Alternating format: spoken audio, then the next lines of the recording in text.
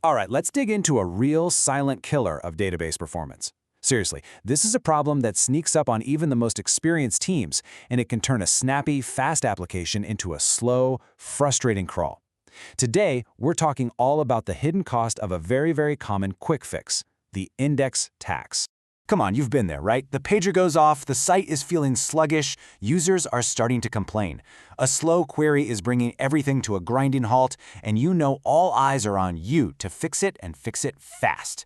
This is that exact moment where one simple decision can either lead you to performance bliss, or it can set you on a path to a slow, painful disaster down the road. So, what's the typical playbook? Well, you run an explain on that slow query. And there they are, those two dreaded words, sequential scan. Which basically means your database is reading the entire table just to find what it needs. Yikes. So the obvious fix? You slap an index on the column. And boom! Suddenly, the query is lightning fast, the alerts go quiet, and you're the hero of the day. Ticket closed. But is the story really over? Well, what if I told you that heroic fix comes with a hidden price tag? A long-term tax that you don't pay on your reads. No, you pay it on every single write operation that hits that table from now until forever.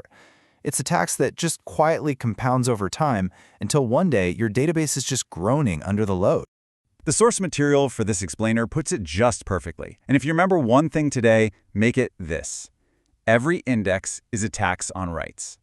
See, an index isn't just some kind of magic dust you sprinkle on a table. It's a whole separate data structure that has to be maintained and updated and kept perfectly in sync with your table every single time you insert, update, or delete a row. And here's where the math behind that tax gets kind of scary. Let's say you insert one new row into a table that happens to have 5 indexes on it. You're not performing one write operation. Nope, you're performing 6 of them. You've got one write for the table data itself, and then one write for each of those 5 indexes. That is a 600% amplification of your disk I/O from a single insert. Insane, right? So to really understand why this tax can become so crippling, we've got to pop the hood. We need to look at the engine that powers most of the relational databases we use every single day. From Postgres to MySQL, we need to talk about the B tree. Okay, so the B tree is the absolute workhorse behind your indexes. It's a true marvel of computer science engineering. But the crucial point is right there in the definition on your screen. It is optimized for read-heavy workloads. And that right there, that's its superpower. And as we're about to see, it's also the source of its greatest weakness. The best way to visualize a B tree is to think of a huge library. You wouldn't just start at the first shelf and scan every single book to find the one you want, right? Of course not. You'd go to the card catalog, that's the index, and it tells you exactly which floor, which aisle, and which shelf to go to. A B tree does the exact same thing for your data. So let's break down that structure. You always start at the root node, which is kind of like the main directory at the library entrance. It points you to the right internal node, like telling you which floor to go to. That node then narrows it down even further until finally you reach a leaf node, which has a pointer to the precise location of your data on the disk. Now let's see this in action. We're going to find one single row in a table with 10 million records. The database reads the root page, which points to an internal page, which then points to the correct leaf page. The fourth and final read grabs the actual data. That's it. Just 4 disk reads to find one tiny row out of millions. That is the incredible, mind-blowing efficiency of a B tree for reads.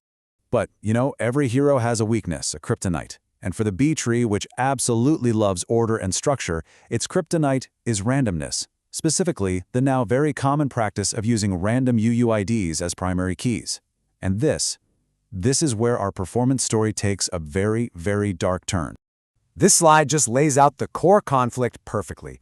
On the left, you've got sequential IDs. When new data comes in, it just gets tacked on to the end. It's fast, it's clean, it's orderly. But on the right, you have random UUIDs. To keep that index sorted, a new random value doesn't go at the end. Oh no, it has to be slotted somewhere deep in the middle of the B tree, forcing the database to go find and modify a page of data that could be months or even years old. For a B tree, this is just pure chaos. So what's actually happening during one of these random inserts? It's not one thing. It's a multi-step catastrophe for performance. First, the database has to seek where this new random value even belongs. That page is almost certainly not in memory, so that triggers a page fault, forcing a slow read from disk. But wait, it gets worse. That old page is probably full, so now it has to be split in 2. And finally, all the pointers in the tree above it have to be updated to rebalance the whole structure. Your simple little insert just became a major, expensive open-heart surgery. And listen, this isn't just some abstract theory. Let's look at a real-world case study where this exact problem brought a massive e-commerce platform to its knees, right during its busiest day of the year. Okay, just look at these numbers. The data from this case study is absolutely staggering. Before, using those random UUIDs, their insert latency was a painful 180 milliseconds. The CPU was pegged at 95%, and the disk was getting hammered with 45,000 operations per second. And check out that cache hit ratio, only 87%, because the database could never keep the right pages in memory. Then after switching to sequential IDs, latency just plummets, CPU usage is cut in half, and the cache becomes nearly perfect. It's just a different world. And if we just visualize that most critical number for an e-commerce site, the insert latency, it's night and day. It dropped from a painful 180 milliseconds, which is definitely long enough for a customer to notice, all the way down to a blazing fast 12 milliseconds. That is the difference between a successful sale and a lost customer who just clicked away. So here's the final verdict. A 15-fold, that's 1.5. A 15x performance improvement. And get this, it wasn't from buying more expensive hardware. It wasn't from weeks of painful refactoring. It came from understanding the physics of their data structures and making one fundamental design change. Which, of course, leaves us with a huge question. If B trees, the very foundation of our most popular databases, are so vulnerable to these random writes, then how in the world do companies like Discord or Uber handle billions of messages and events every day? How do they do it? The answer is they don't fight the physics. They use a completely different tool for the job.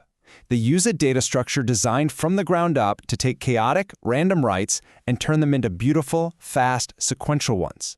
And that's exactly what we'll explore next time, the amazing world of log-structured merge trees and the very clever UUID version 7, which might just give you the best of both worlds.